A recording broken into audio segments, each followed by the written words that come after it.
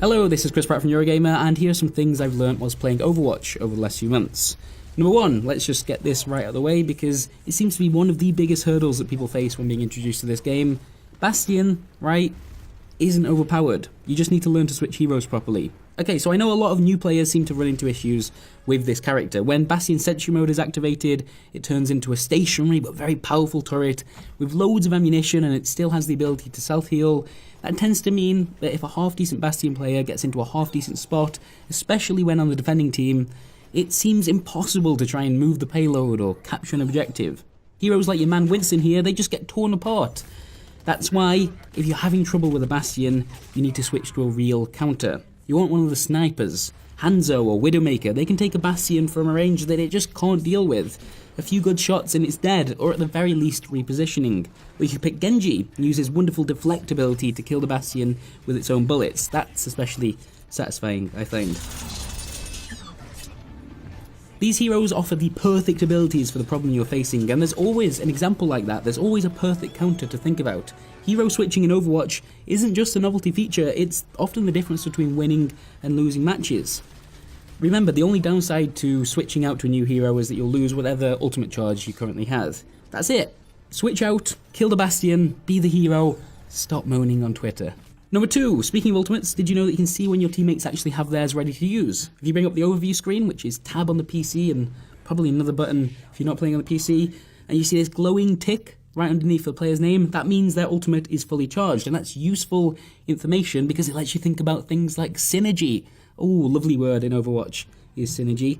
If you know the Pharah on your team, for example, has a rocket barrage ready to go, and you're playing as a Zarya, well then you want to make sure that your gravity bomb traps the enemy players and allows her to clean up. That's how you wipe teams. And if you're not using voice chat, remember you can bring up the dialogue wheel and tell people exactly what percentage your ultimate is at, really easily, and this lets the Pharah know that maybe they should hold her for a few moments so you can both activate your abilities at exactly the same time. Look at that! Synergy. Number 3, do you know the difference between health, shield, and armor? You might think that you do, but there's a little more to it than most realize. Health is easy enough, right? You get shot, you lose it. It won't regenerate on its own because you'll need a healer or a medkit or something else before those points come back. Lose all the hit points and you die. That one's very, very straightforward.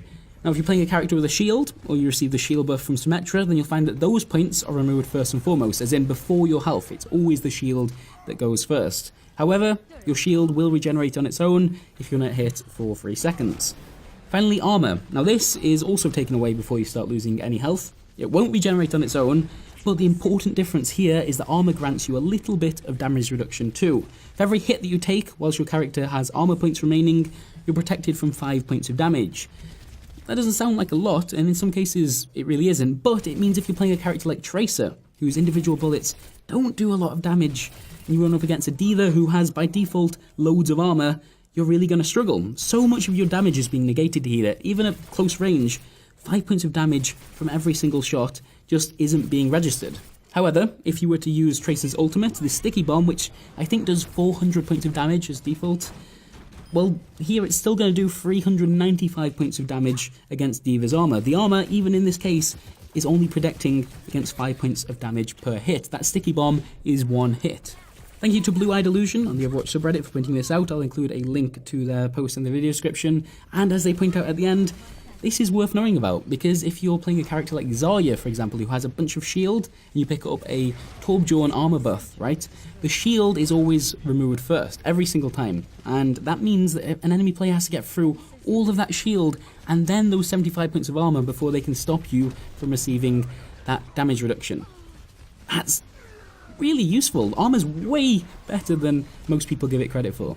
Number 4, the payload heals you whilst you're on the attacking team. A slightly more straightforward tip next, but one that might save your life every so often. Standing next to the payload whilst on a fence heals you slowly over time. Combine that with the fact that characters like Torbjorn and Symmetra can place their turrets directly onto the payload, and the Bastion can set up on top of it, perhaps with a Reinhardt standing just in front, and it's often worth fighting right next to this thing when you can.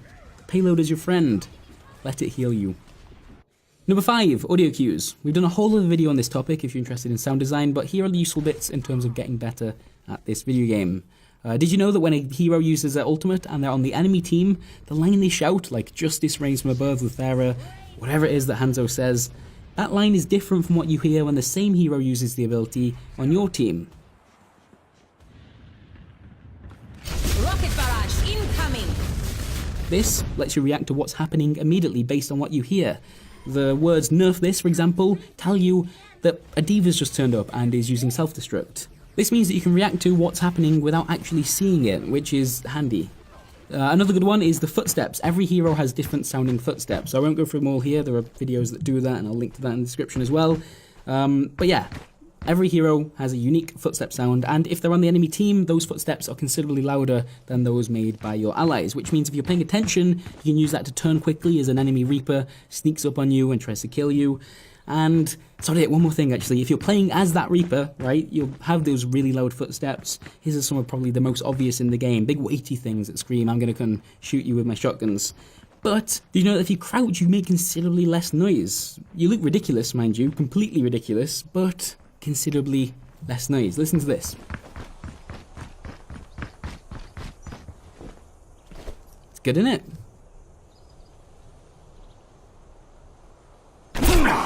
And finally, number 6, headshots. No, seriously, headshots. The amount of people that don't seem to take advantage of this is ridiculous. With the exception of just a few attacks like Pharah's rockets or Reinhardt's hammer, most heroes can score additional damage if they do land a headshot. How much additional damage?